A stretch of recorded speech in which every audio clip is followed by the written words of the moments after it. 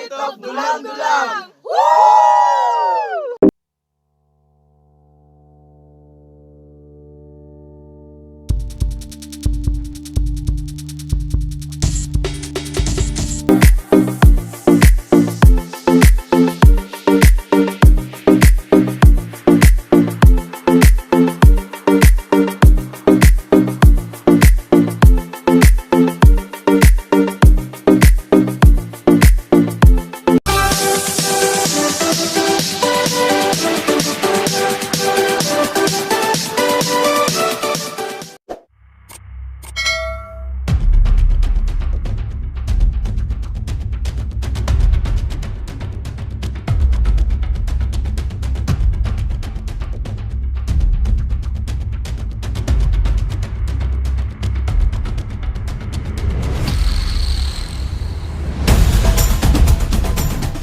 Following are the rules for anyone who wishes to enter sacred domains of Mount Kitanglad, as summarized by the Cultural Profiling Team.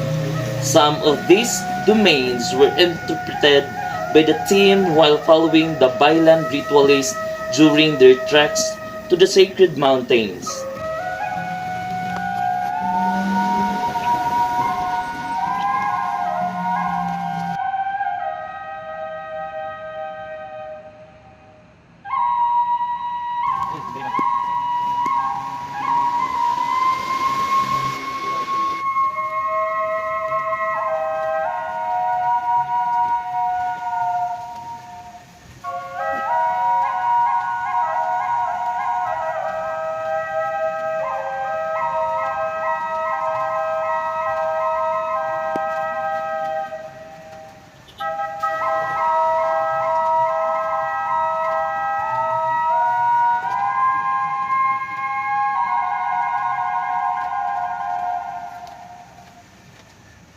Hello mga ka-Jays and welcome again to my vlog. Ayan, today's video naman guys, napakagaling no? Isa sa pinakamataas na bundok dito sa Pilipinas ang aakyatin natin.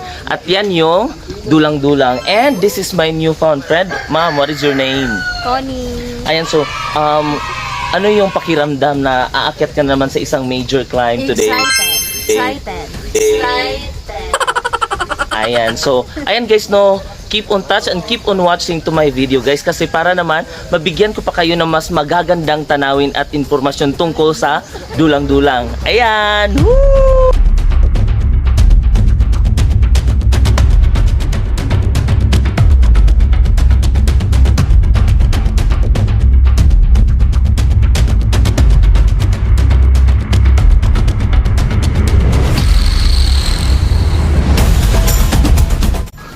So ayan guys no, andito na kami ngayon sa Lantapan, barangay, sige yung barangay sir? Sungko. Okay, we are now in Barangay Sungko. So papunta na po kami ngayon sa paanan ng bundok. Yung Mount Dulang-Dulang is part of the Kitanglad range. So ayan no, so papunta kami ngayon sa Dulang-Dulang which is the second highest mountain in the Philippines. Ito naman yung kasama ko ngayon, isa sa aming mga guide na si Kuya Pili. Okay, Kuya Pili. So, Kuya, so ilang taon na po ba kayong nag-guide? How many years? 4 years. Ayan no. So, sa tingin mo Kuya, sa kagaya namin, sa anong tingin mo sa aming lahat? So, kaya ba naming akyatin yung Dulang-Dulang? Kaya. Ayan, so, ayan guys no, sa lahat ng mga nanonood dyan, so huwag kayong mawala ng pag-asang akyatin tong bundok kagaya ng Mount Dulang-Dulang. Ayan!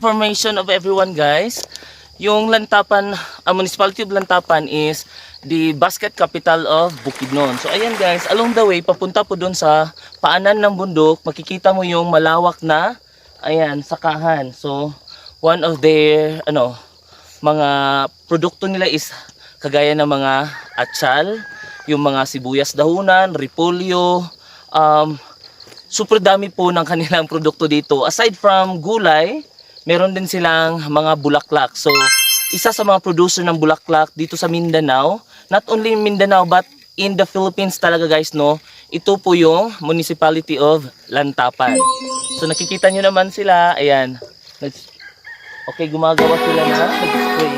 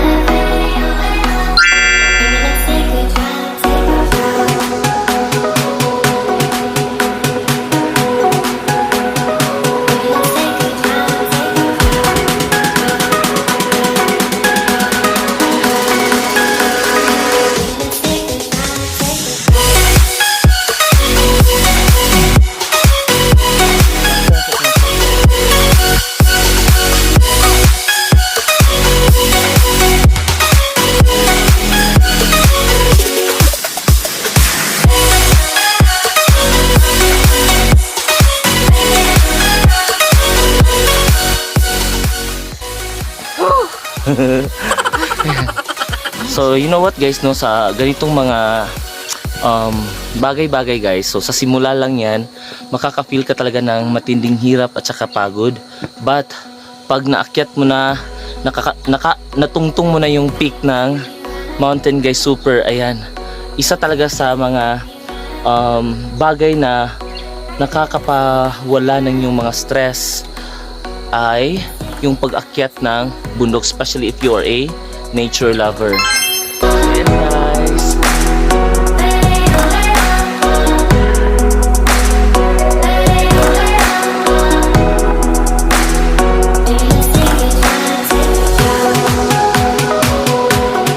Ayan guys, so akalain mo guys, no, akala ko yung Mount Apo lang yung may tinatawag nila na isa sa pinakamahirap sa pag-akyat dun is yung part na may boulder face. Ayan, meron din pala dito sa Mount Dulang-Dulang. So ayan guys.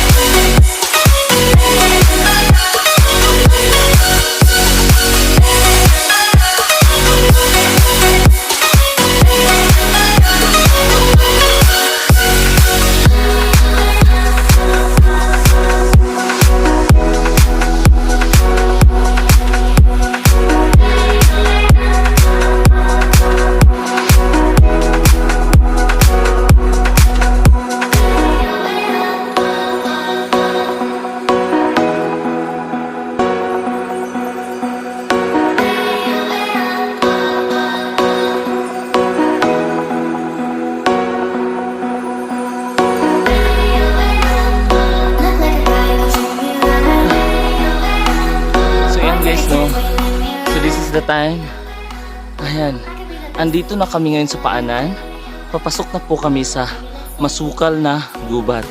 And ayan guys, kagaya na lang ng nakikita nyo sa likuran ko, super nice. Yan yung mga bagay na nakakapawala talaga ng stress. So yun, no, sa lahat ng mga kaibigan ko dyan na gustong mag-distress, try to involve yourself to this kind of activity. Ayan. So, we're now in paanan ng Mount Dulang-Dulang. Ang ganda. Yan.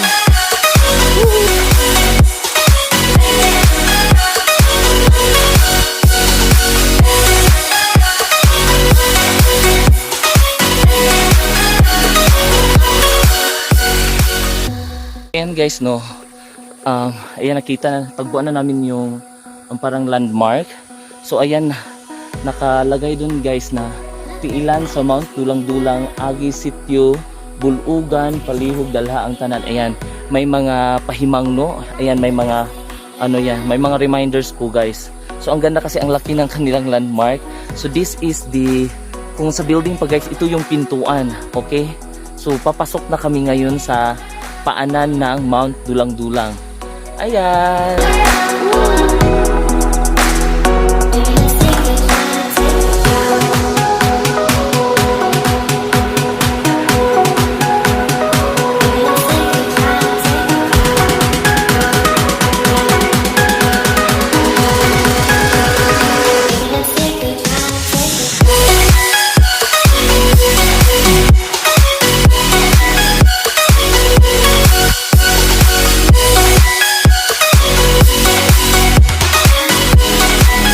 Ayan guys, no, so parating tong nakikita pag may mga umaakyat sa ganitong gubat, and meron ding mga strawberry kagaya nito, wild berries tong kuan.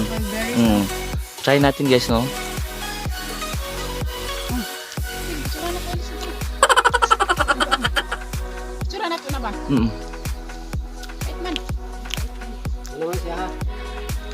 Guys, totoo talagang family talaga siya ng strawberry. Maasim and medyo may kapaitan din, and talaga yung structure niya is strawberry talaga.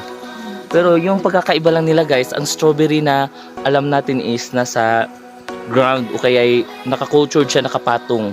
Ito is parang isang puno. Ayan guys.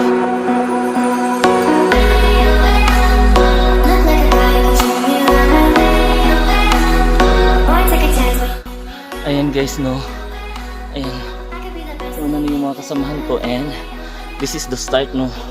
Start na po nung assault na part ng pag-akyat ng Mount Dulang-Dulang. So kailangan meron kang gloves kasi hahawak ka sa mga puno. That's why dubling ingat po sa paghawak ng mga sanga o kay mga halaman, baka masugatan ka. That's why in this kind of trail guys, dapat may baon kayong gloves.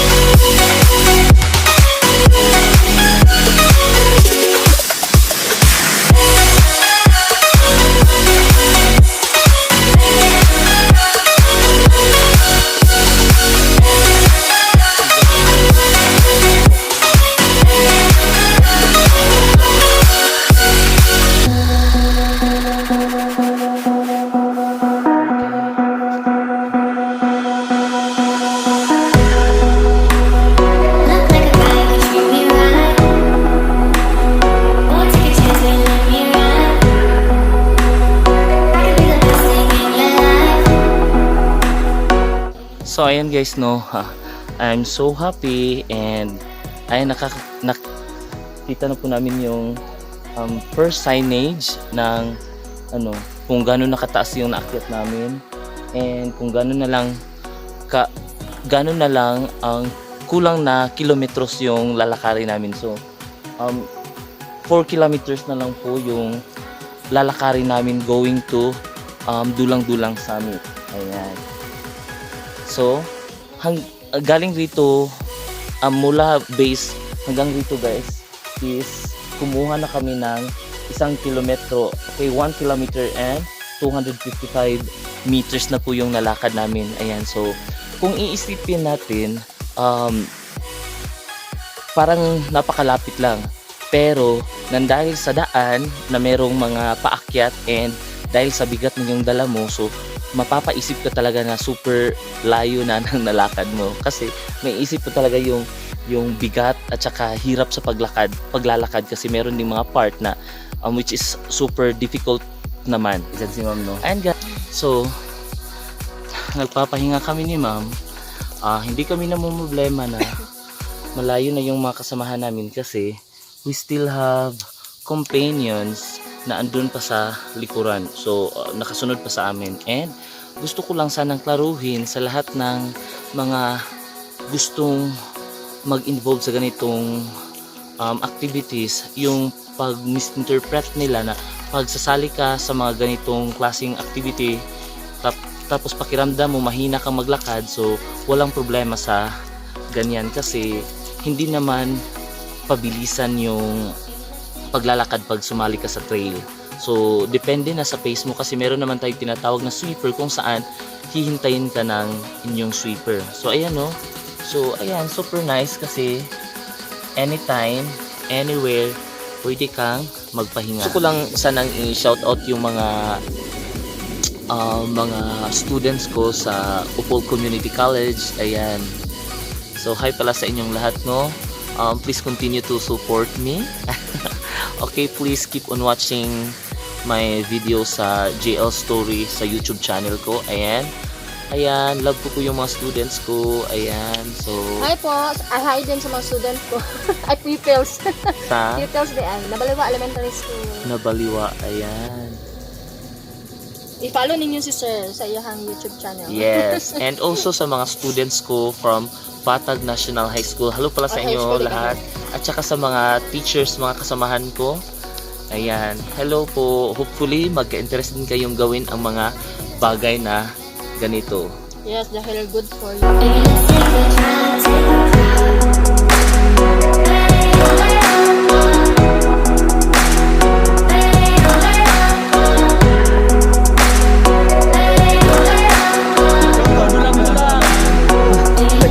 Ayan, salamat.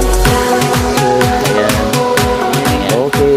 So, ayan guys, no, napakaliit po talaga ng mundo. So, may mga nakasalubong kaming mga kakilala ko noon. So, ayan si Sir Noy.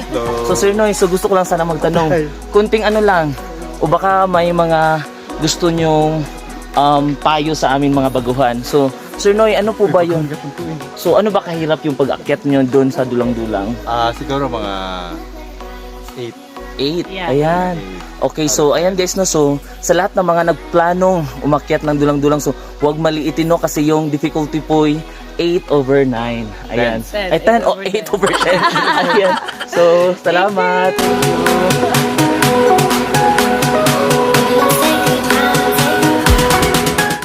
So ayan guys no. Umabot na po kami ng 2 kilometers and 255 meters na po yung nilakad namin from the base, paanan ng bundok, papunta po ng Dulang-Dulang Summit. Ayan, so ang kulang na lang guys is we have 3 kilometers na lang po yung lalakarin namin papuntang summit. So ayan guys, keep on watching!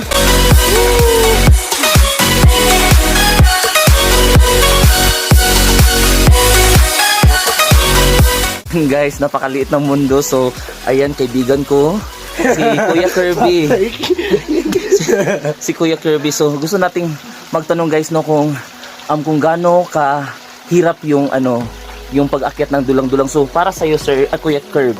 So, kung i-rate mo siya 1 to 10, so yung difficulty ng dulang-dulang. difficulty level. Yes. It's actually 8/9. When Okay. you say dulang, it's technical, but yeah, it's technical, but it's fun because it's rainforest. So Ayan. you get to enjoy.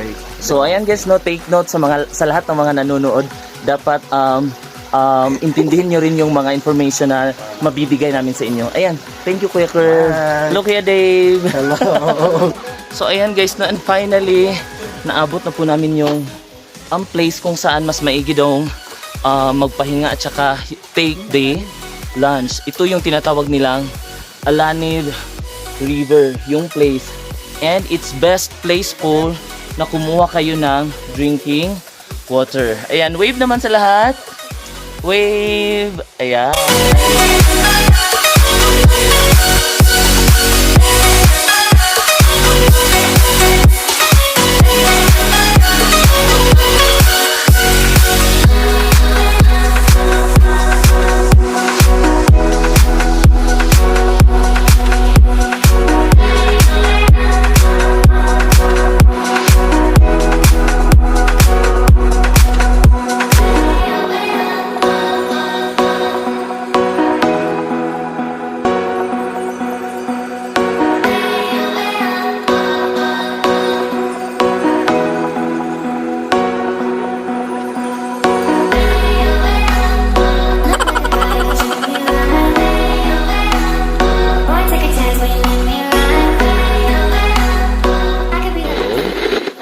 ayan guys, since ubos na yung tubig ko, kailangan nating mag-refill. Yan yung maganda dito sa Alaniv na site kasi merong source of drinking water. Ayan, papunta tayo ngayon dun guys. And makita sa video bang mahulog.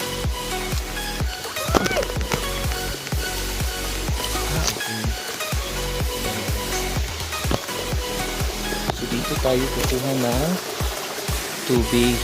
Ayan.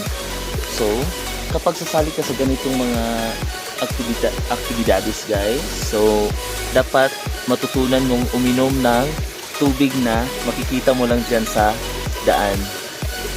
Pero super linis and napakalamig and walang aftertaste yung mga tubig dito kasi walang mga community sa itaas.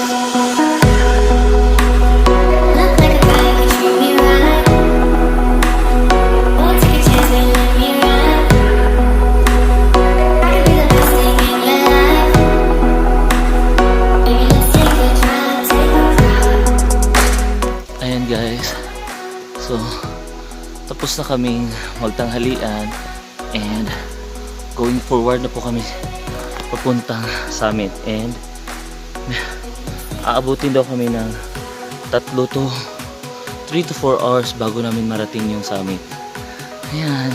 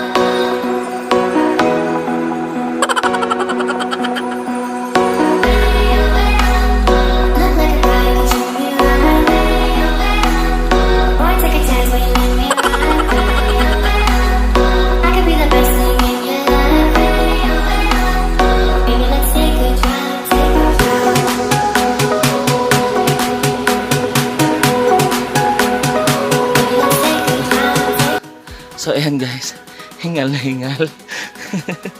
So ayan, meron na lang kaming 2 kilometers na lakad papuntang summit guys. So super, ayan, mahirap kunti kasi may maraming assault and mas marami yung pahinga namin kaysa sa lakad namin guys. Dahil na din sa bigat ng aming bag na pinapasan. That's why I think one reason din yan na nakakapagpabagal sa aming paglalakad. Ayan guys, keep on watching.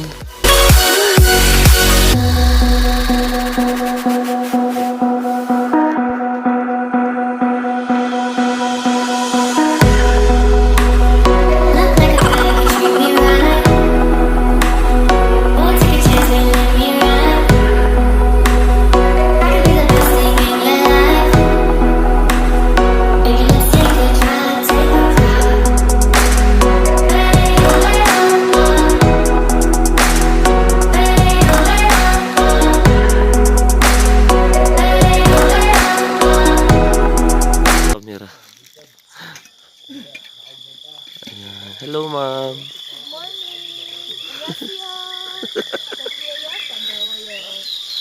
Nice guy. Welcome to my guys.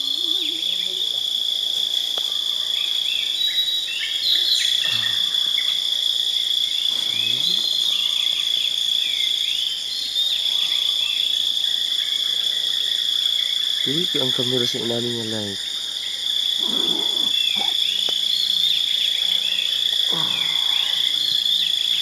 So ayan guys, good morning pala sa lahat, no? And welcome again to my channel. So guys, ito po yung nangyayari ngayon dito sa Summit ng Dulang-Dulang. Ayan, so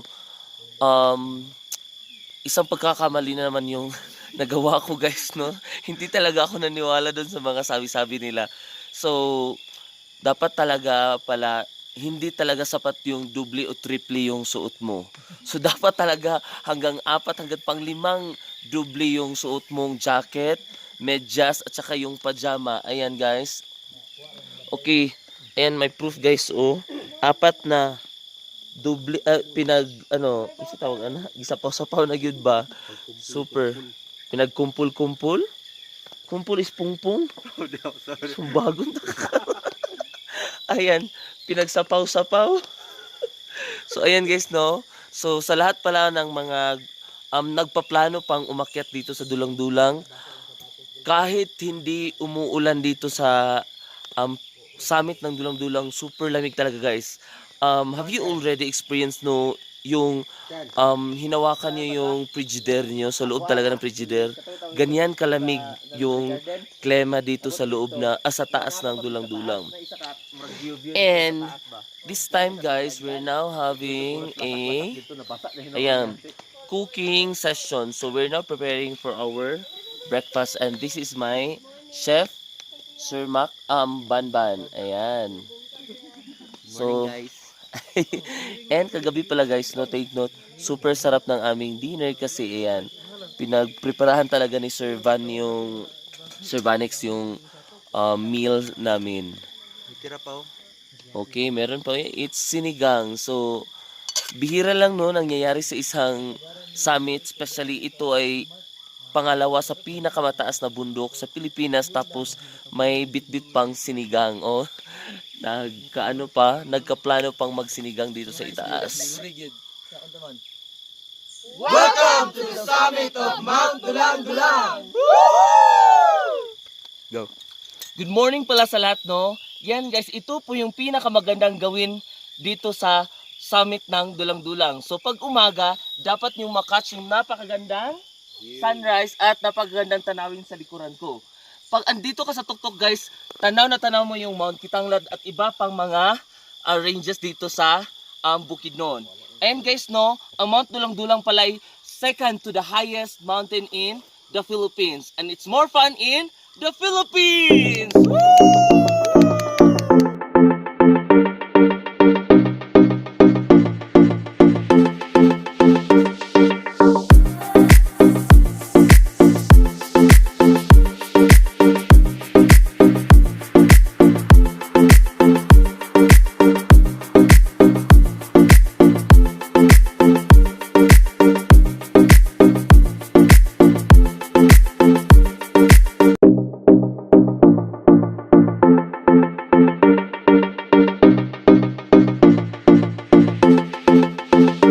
Bago ko makalimutan, gusto ko lang sana magpasalamat sa lahat ng mga taga-sunod ko, yung mga sumusuporta sa YouTube channel ko, especially sa mga students ko from Upol Community College na sina Jamie Reyes, Sarah Pailangco, Julilyn Kimbo, Cheryl May Mercado, Micaela Sumatra, Jan Sherwin Torillo, Bituon Ortiga Aka, Sheila May Habunan, Exil Rose Catiel, and Jaika Clavisillas.